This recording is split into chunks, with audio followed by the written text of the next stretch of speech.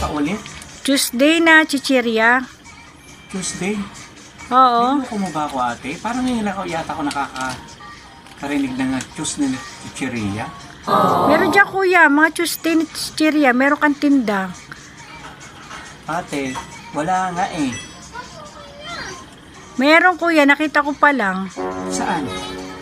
Ayan o. Tuesday na chichirya pa. Ngayon ko lang yata narinig yan. Meron pala ngayon bago. Oh kuya, ano ba ang English na, ay ano ba Tagalog ng Tuesday? Martes. Oh, di ba? Ayan oh, Tuesday na chichirya. Ayan, basahin mo. Oo nga, ito nga. Martes nga ito, ate. Kasi pa English pa, pwede mo na sabihin ng Martes. English pa eh.